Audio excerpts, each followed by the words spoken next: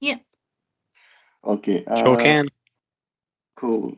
Um, I've put slides on the chat window. You can open those slides. It's available on your canvas. In the first part of your canvas, you will see these slides over there. Okay. Now I'm going to tell you how the policy is made. Okay. You have a portfolio B, which is based on policies. You have been given different types of policies in your documentation. But the actual process of policy is a little bit different than academic things. You can record this session. Okay, just record this because it will be helpful for you today and in your future. Policies are generally exhibit the vision and goals of your management. It is not a policy that is made by a technology person. It is not a person made by anyone who is at the horizontal level. The policy comes from vertical environment, which is top-down approach. And if you have a horizontal policy, its effect will be extremely bad because it's not workable because everybody will try to challenge the authority. For example, you have a legislation in which the law is passed, and that legislation comes from the government, and you have to follow that law. Similarly, the policy comes from the top brass of your company, which is your CEOs, your CFOs, CIOs, CEOs, CISOs, and so on. Now, policy is a form of a rule or a standard for your company so that everybody within your organization is able to adhere to. And if you don't adhere to this policy, there is a contractual clause in your contracts, especially the employees, that a disciplinary action will be taken against them. Because some of the things which are not covered by the employment law are generally covered by the company's policies and processes.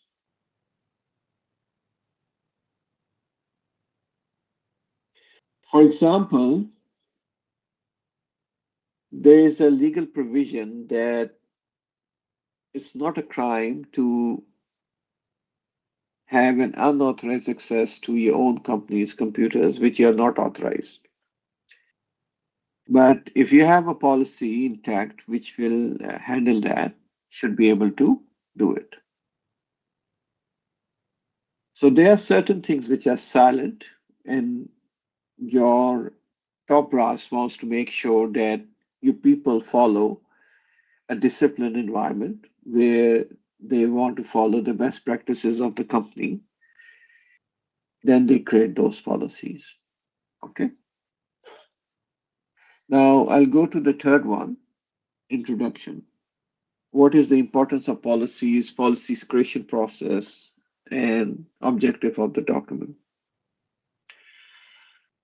The the main focus of the policies is accountability and standardization of your environment within the company. If you have one policy for every employee of that company, it will have more effect than you have two different policies for the same employees. It will create confusion. Also, the policies provide the transparencies to the companies and also the external stakeholders. Remember this thing. If you have a good policies, then your external stakeholders are also very important. They will love it. Okay, this company is doing a good job. It also reflects some form of equality. And when it is aligned with the vision and goals of the your organization directors, the bosses, then it makes a difference for the stakeholders to have more interest in the investment into that company. I'll give example. For example, a company is looking for investment of $10 million.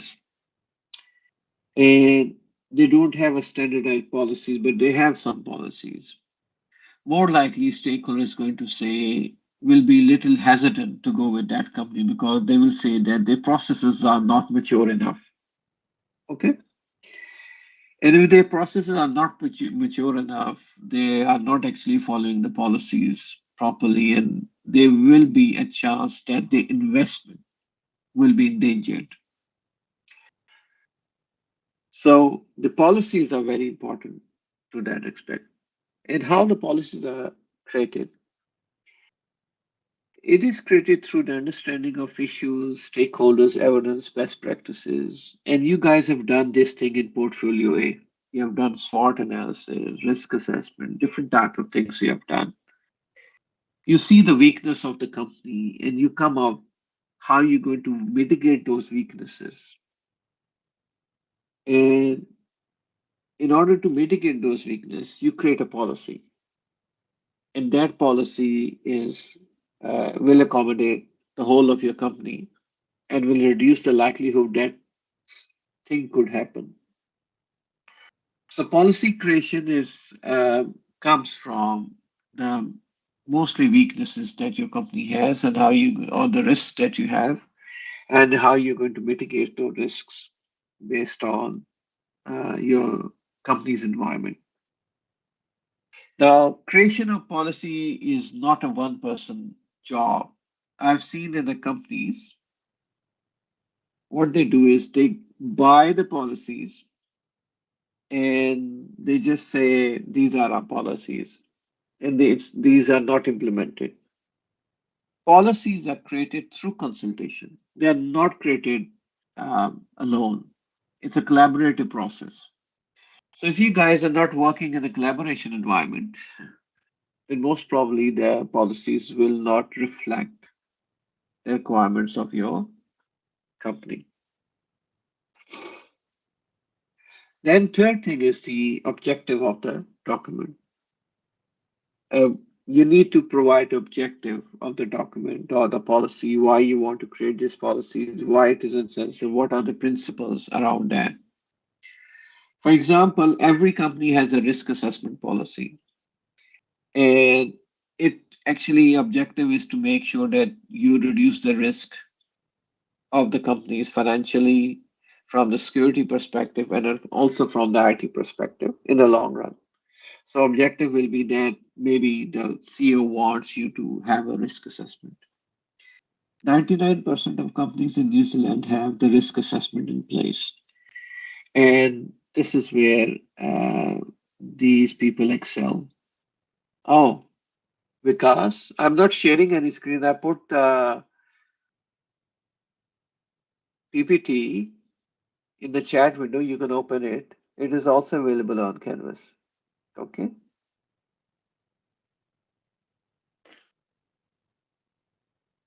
I'm going to the fourth slide now. So what is the process for development of the policy? It's very simple. Portfolio A, identify the need and scope of the policy. Conduct research, you did everything in Portfolio A. Then you have to draft the policy. Then consult with each other and revise the policy, which is good. Approve and publish the policy and implement and evaluate the policy. Now, in between consult and revise the policy, when you're consulting and revising with each other, make sure that your policies is actually addressing to mitigate any issues, weaknesses that may be in your company.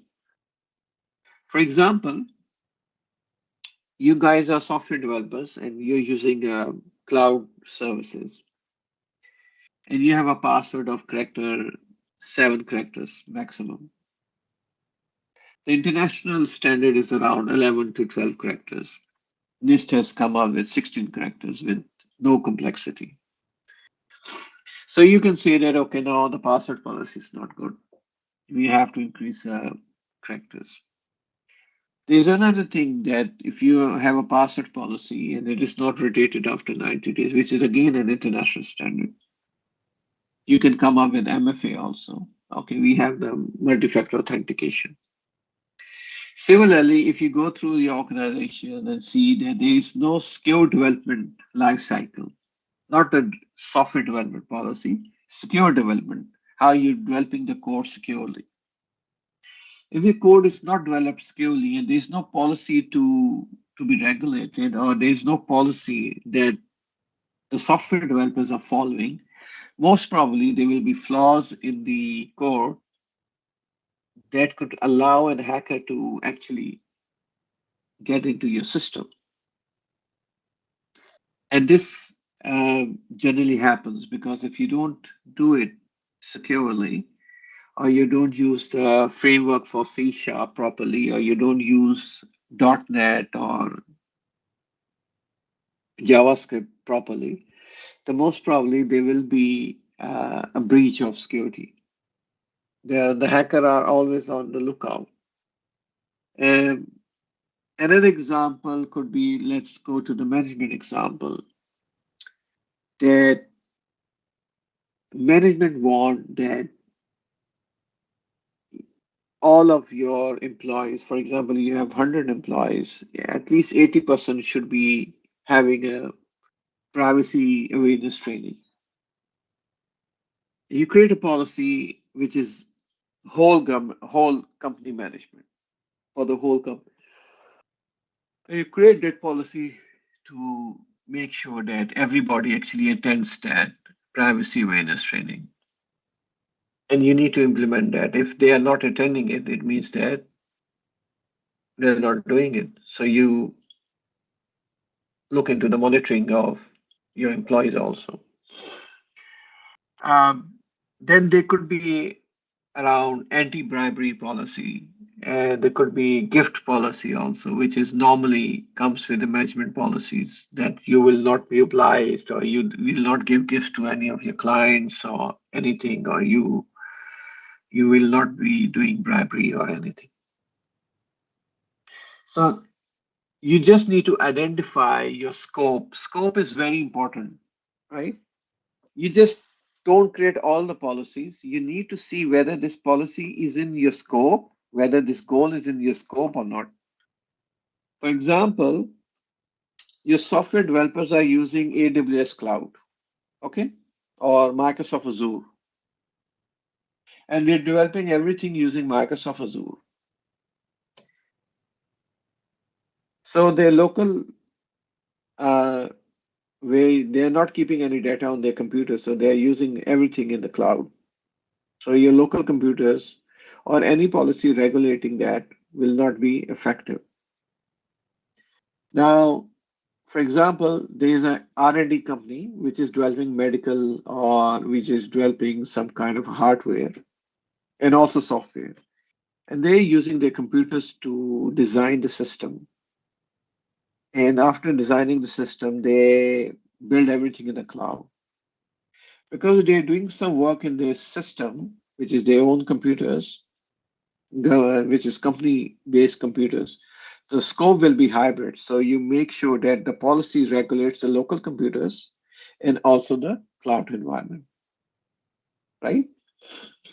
Then there could be a policy that relates to clear desk policy. You are using you sometimes I've seen in a company that they will put the username and password on the sticky note and put it on the monitors. So make sure they remember that. And your CEO comes and say, "Oh, that's not good. We should remove it." And he creates a policy for clear desk policy. So it's all dependent on your scope environment. It is not dependent on just, okay, let's create policies. No, it's not going to work like that. So your scope is defined in portfolio A. So you limit your scope and you create the policies to regulate that IT within that environment. And that is called measurement of ICT. Okay, is that clear? Any questions so far?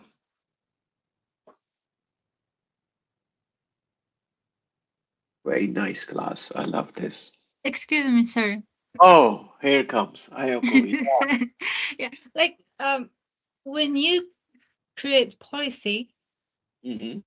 um, do do we like always have to follow some kind of like law or like good practice, or we can just make up anything like within the company? Okay, very good question. Thank you. First thing is scope. Okay. Um, People are not focused. So scope makes you focus. You need to focus on the scope of the organization, what you are addressing. Number two, Um, you standardize your policies. So all policies should look like the same structure, not the ingredient in it. Like in the picture on your teams, you are drinking a tea or a coffee or something. Not everybody is going to drink with the same cup, but the structure is the same. So we call it documentation control. And it is controlled because you put the documentation, you say this will be the size of the font, will be the version control, how you're going to handle that. For example, you created a policy and the draft version will be 0.1, 0.2, and when its final version, it will be 1.0, just like softwares. But if you update the policy, it will be 1.2. But if you have a major update, it will be 2.0. So there is a documentation control standard that you handle the policies with. Okay. And it's available in the world, and everybody focuses on it. Let me see if I can show you something. Let's see.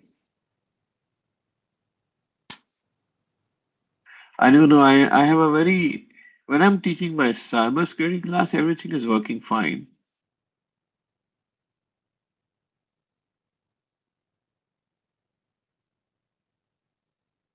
No, it's not going to work.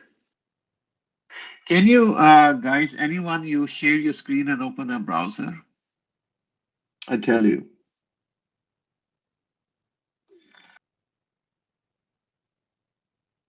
Any volunteer. So when you standardize the structure of the policy, it makes it beautiful and it gives a good impression and control on their documentation. Who is the volunteer is going to share the screen and open the browser?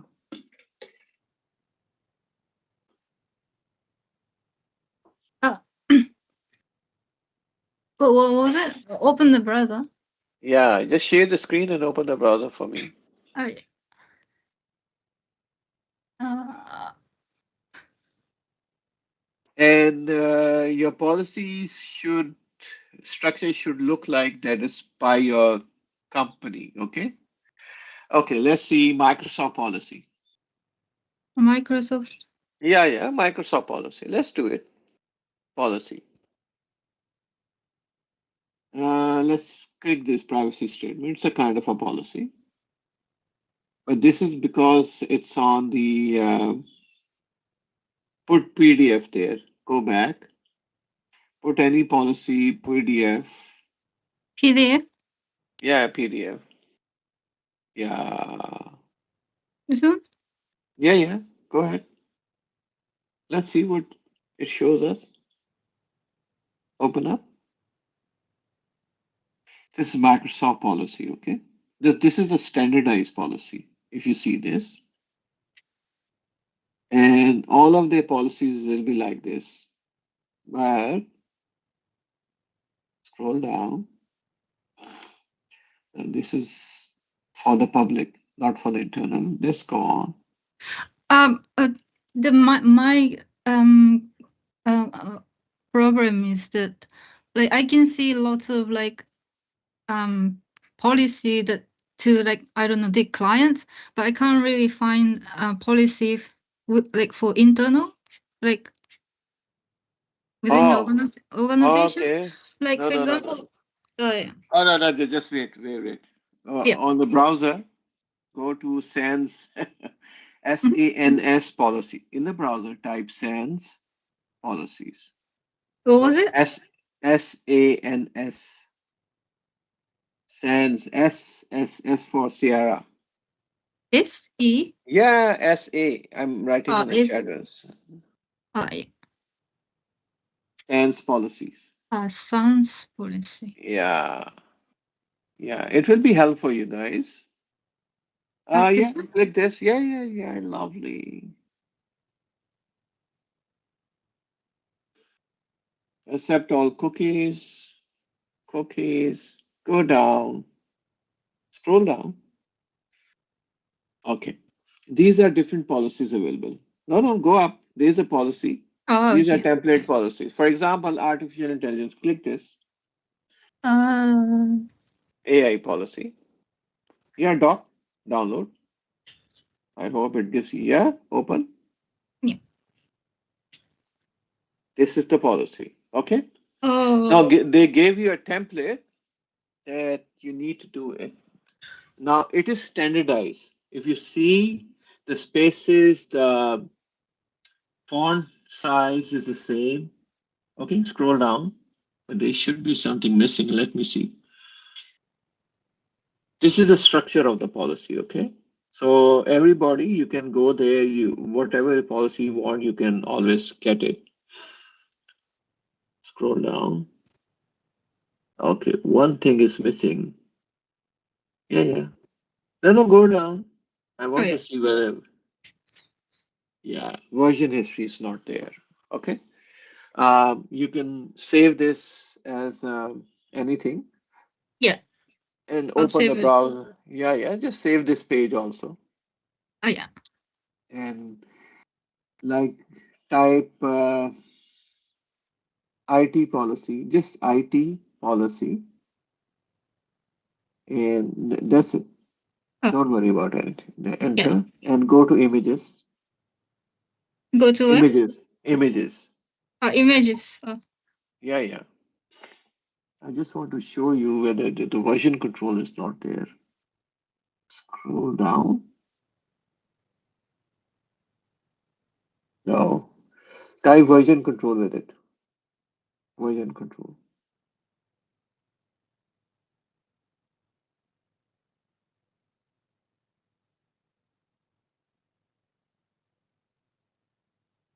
Have you seen any MIT policy?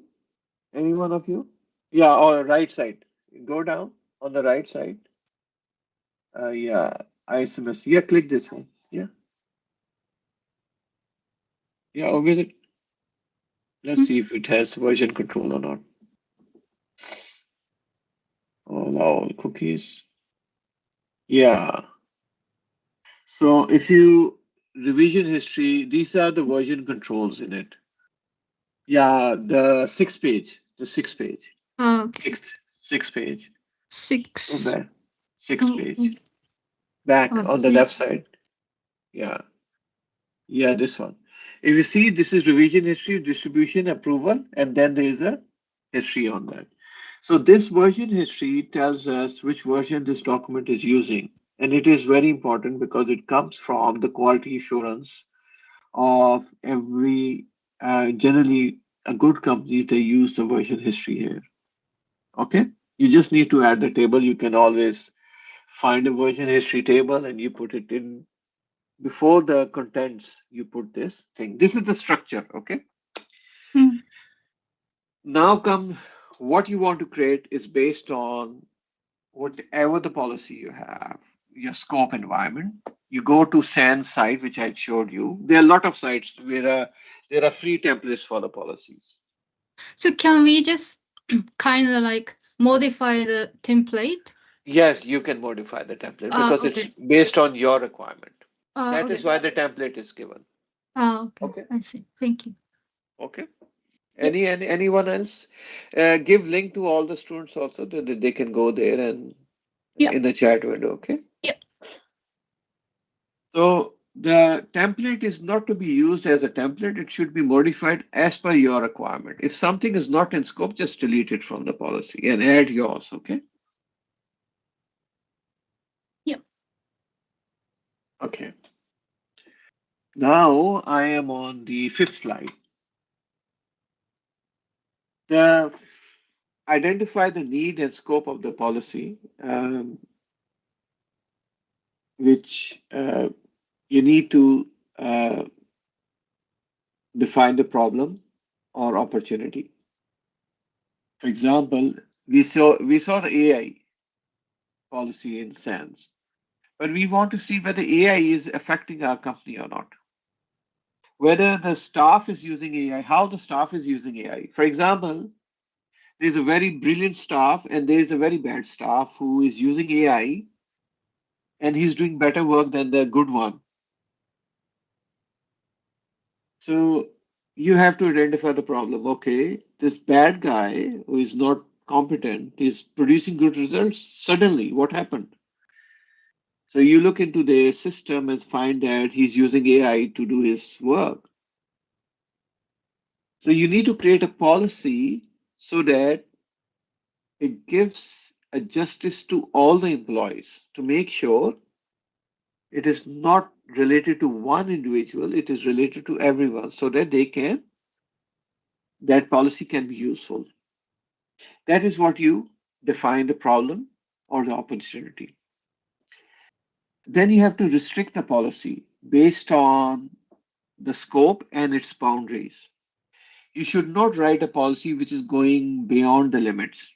For example, you're writing an AI policy for your company and you say that this AI policy is for the company and it will only ensure that nobody misuses the AI.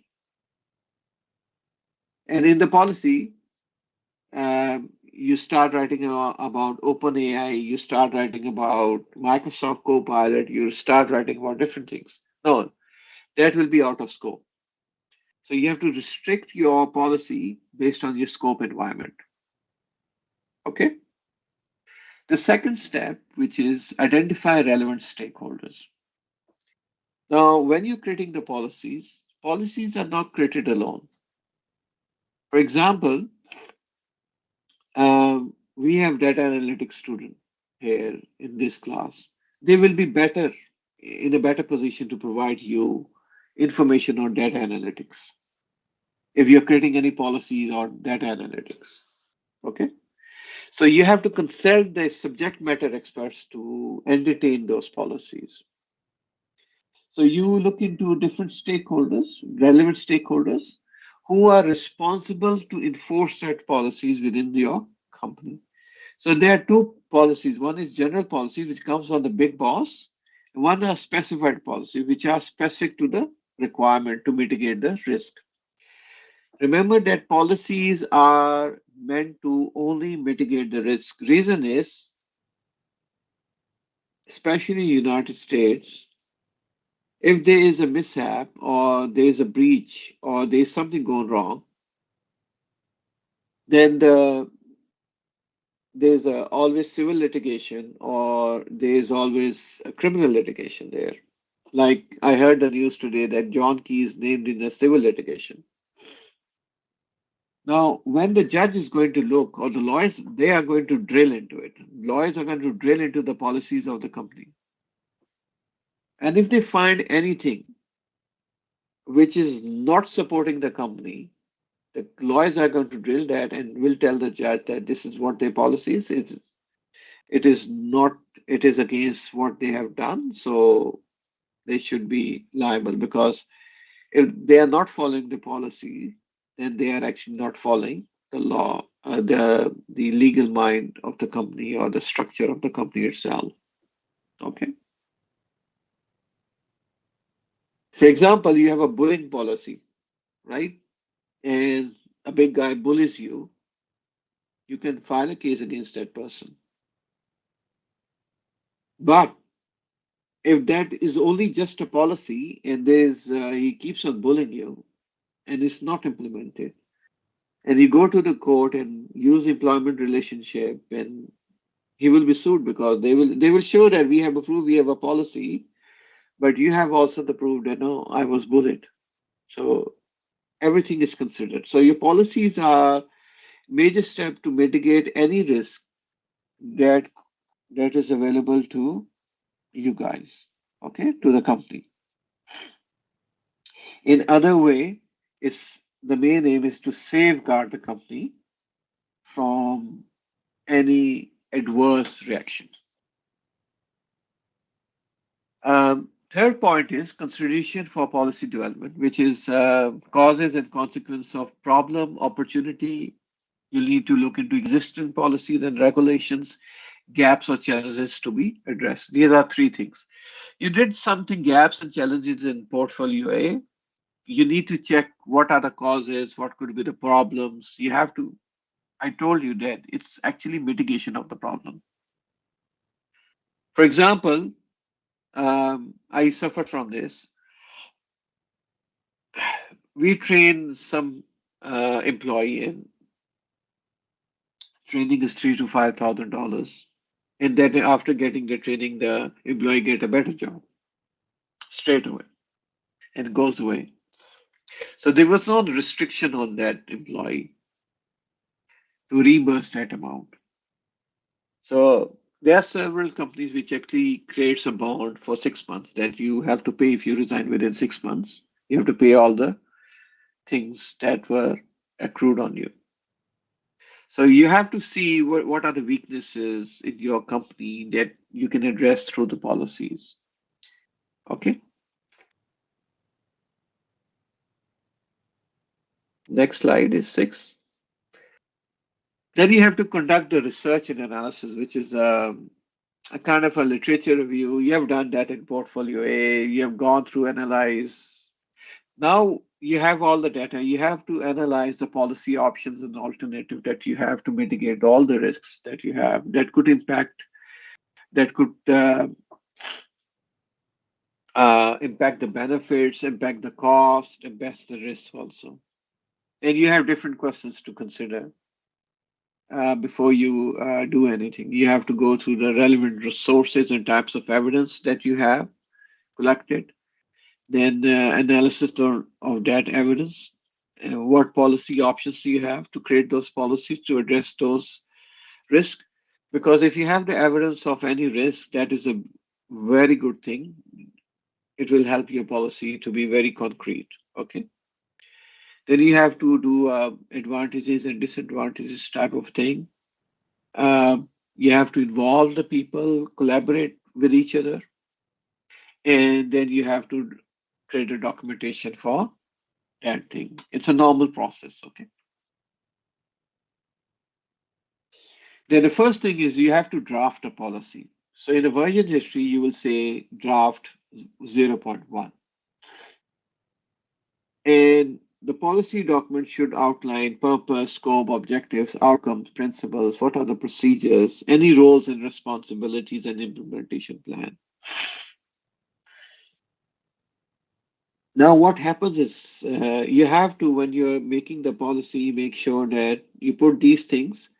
And if these things are not required, just don't put it. Okay, it's up to you. You have to make a decision. Everything should be clear. It should be company style and format guidelines. If you are not following the companies, because the companies do branding with the policies, okay? They brand their policies, so it has to follow a brand. It should include summary, introduction, background, and so on. So if you see some of the policies which you can download from SANS, you will find that it has something in there. There are several questions you can consider while you're creating the policies, that how will the policy document be structured and organized? How will the policy document be written and edited?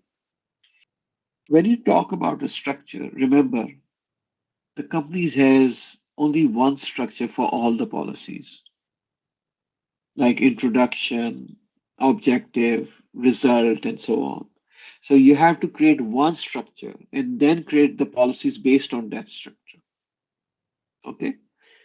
It gives a very good impression. It standardizes the process and it gives very little room for any litigation which comes on. It comes later on. Okay. Um, After creating the version, draft version, you need to consult again and revise the policy. So there's always a revision of policies. The first draft is not good enough.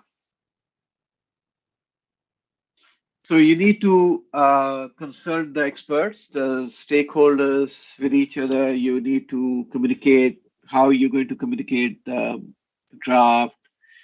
You need the feedback on the policy. For example, you create a policy in a group, only one person is working. No, it's not going to work here. The other person has to review it, give the feedback. That feedback should be inserted in the policy and it will keep on improving the policy. This is how the companies work. Like, for example, you write a code, and there's a code review also by the senior staff. He reviews the code. Similarly, when you create a policy, the senior staff review the policy and see whether it's appropriate to the company or not.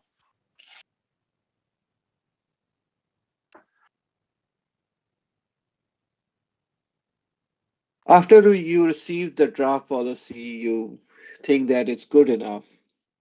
You make it the final version as 1.0, and you get the approval from your boss, and that boss says, okay, it's time to approve, and then you publish the policy on your website or for the decision maker. You have to take the approval of the policy from the concerned person like CTO, CFO, CEOs, and so on. Reason for this is when it's approved from the higher management, it it is easy to uh, implement within the company. Otherwise, it will be difficult because it does not have the approval. Then you publish that policy that this policy comes from CEO and you disseminate the policies to all the relevant people across the company. There are some policies which are also available for the external providers, which are your could be some service providers also.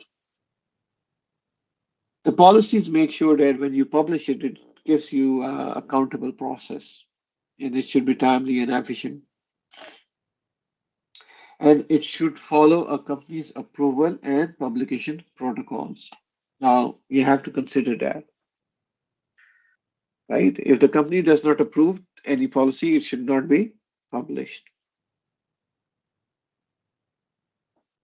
After you publish the policy, here comes the big game because in portfolio B, it's difficult to implement in the company, but you can implement on each other. If the policies are not implemented, it's just a policy. Okay, it's not worth. And when you create the policy and you try to implement that, you have to measure the effectiveness of that policy. If you do not measure the effectiveness of that policy, like how many people are adhering to this policy, or how many people knows about this policy, it will impact overall status of your company. For example, you created an AI policy, which is artificial intelligence policy, and in that policy you write, do not use ChatGPT. And you have no way to monitor that. So in order to do that, you ask the administrator to lock the computers. So the information from the computers can come to the logs and you are able to see who is using ChatGPT. Or you can use a system in Active Directory or in your service or in your firewall not to allow ChatGPT to be used within the company. This is another buyer and you can use that buyer. But if you create a policy and you can use that, you can use generative AI to improve your productivity, then there's a different thing. Then you have to monitor your staff that he's not doing everything from the AI. Okay. So once you you apply that policy within the company, there could be some issues concerning that policy. Some risk can come up. You note down those risks and have a consultative workshop with the people, and you identify the lessons learned, and you have to identify the areas that need to be improved. So when you learn the lesson and areas of improvement are there, you update your policy from version 1.1 to 1.2, and you create the policies or you write those improvement within that policy. This is how the policy works. It's an ongoing, adaptive, and participatory process. Okay, it must follow the company's evaluation process and implementation. Um, for example, I can so you're working in a company, you have a password policy, and you want to make sure that everybody uses 12 characters. So you fix the server in such a way that everybody is minimum use of 12 characters at complexity. So it automatically adheres. But if you want to use MFA with each admin login, you again configure your servers and make sure that everybody in your employee is able to log in using MFA. Similarly, if you're using mobile systems, you should be able to have a MFA installed on your mobile systems too. There are many examples for that, so how you can actually do it. So conclusion is if the policies development is complex, it's very dynamic, it needs to be focused, okay? Focus. I'm always say focus because you need to stay within the ambit of your work. If you go beyond the ambit,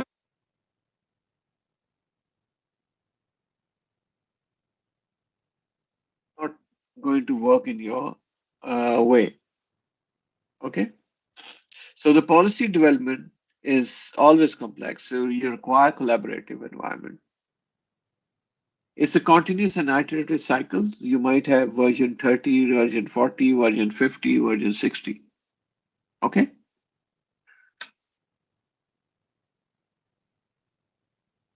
And last step is make sure that policies are relevant, effective, and impactful. If they are not relevant, it's not worth. It should be relevant to your scope. Okay. I'm done. Any questions? I'm happy to answer questions. Excuse me, sir. Yes. How many policies would you like expect us to write? I'm not expecting any policies. I'm only expecting that you go through your scope Okay. and you write down the policies. I'm not expecting that you're not Mm-hmm. you great students, right? Come up with some policies Yeah. and send me the names of the policies. I'll go through that, Okay.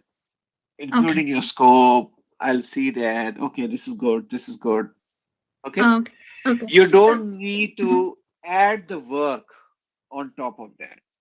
People add the work unnecessary because they are not clear about their scope. So your scope should be very clear when you're creating policies. Mm-hmm. Yes. Yes, Ayako. What's the next Oh, question? sorry, sorry. I didn't get it. So we don't need to create a policy? No, you have to create the policy. Okay, okay. Yeah. Okay. So some should be general and some should be specific, did you say? Like so, Yes. oh, okay. Okay. Yeah. General policies are from the company, which overall subject to all the employees. The specific policies are relates to your solution. So to AI chatbot, right? Yeah, For your oh, solution for the okay. company. And general policy should be the easy bit. Like Easy the way. It's okay. it's cybersecurity policy or anti-bribery policy, privacy policy. These are general policy, which is accepted by risk management policy. This is general policies. Oh, okay. But Okay. when you actually what is the aim of ICT management is to control your ICT environment, right? Mm. So that's why when you have created any solution, you analyze its risk and how you're going to control that, and based on that control, you create the policies. Okay, these are Yeah. specific policies. Yeah. Okay, Okay. So the risk should be assessed only for specific policies. Is it correct? That's correct. Oh, You're okay. intelligent. You got my point. Thank you. Yeah. Anyone else has a question?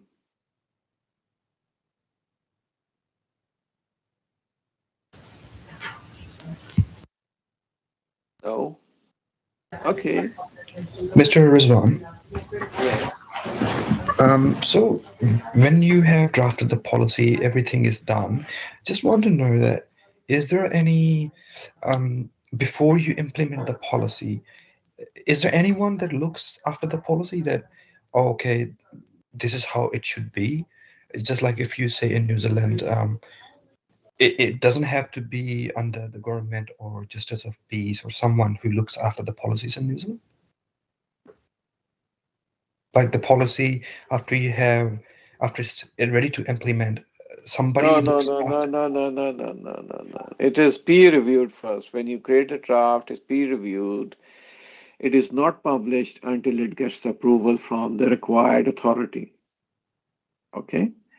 Now, the person who gets the authority to approve that policy could be at the C level, could be CFO, could be CTO, could be CEO even. Once approved, then you have to adhere to the policies, and then company creates objectives to make sure that the policy is effective, so it's implemented within the organization. So everybody adheres to. So communication is given to everybody to read that policy. And if that person is not reading that policy, there is some way that the companies, when they force the policies or they send the policies to the staff, there is a software behind that that actually checks whether the person has actually read the policy or not. So they can create some kind of a thing like that, that they have read the policy. And then if there is some issues in the policy, later on, it is again revised on annual basis. And the new version comes up if you want to improve the policy. This is how it works. And if the government is not adhering to its own policy, it's a big governance issue. And you can take them that you're not following your policy. That's a government thing. Okay. So is there some sort of like an organization that looks that approves these policies? No, there is no organization that approves the policies. It's the organization itself that approves the policy. So there's a guy, there should be some higher management who will approve the policy. The policies are not approved by the lower management.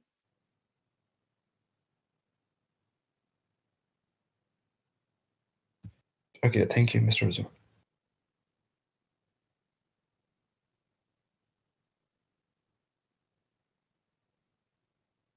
Any more questions? So what you guys do, you go through different policies across the world, find some policies, and see who approved that. Okay?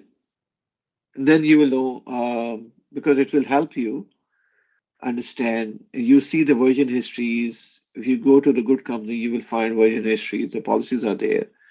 You just go and see who has approved that. The person who is approving, he's the risk owner, and he's liable for everything. He's approved that. Okay.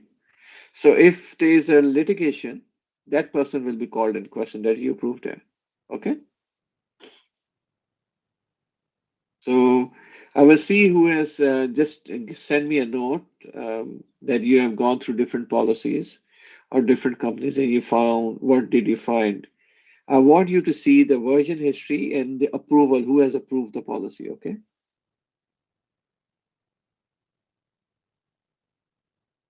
You can even go to MIT and see if they you have access to any of their policies.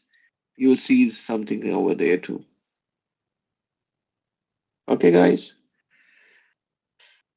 Any more questions?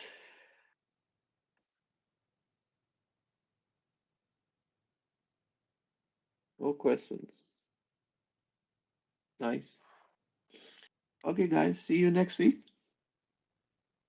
Thank you. Bye. Bye. Cheers.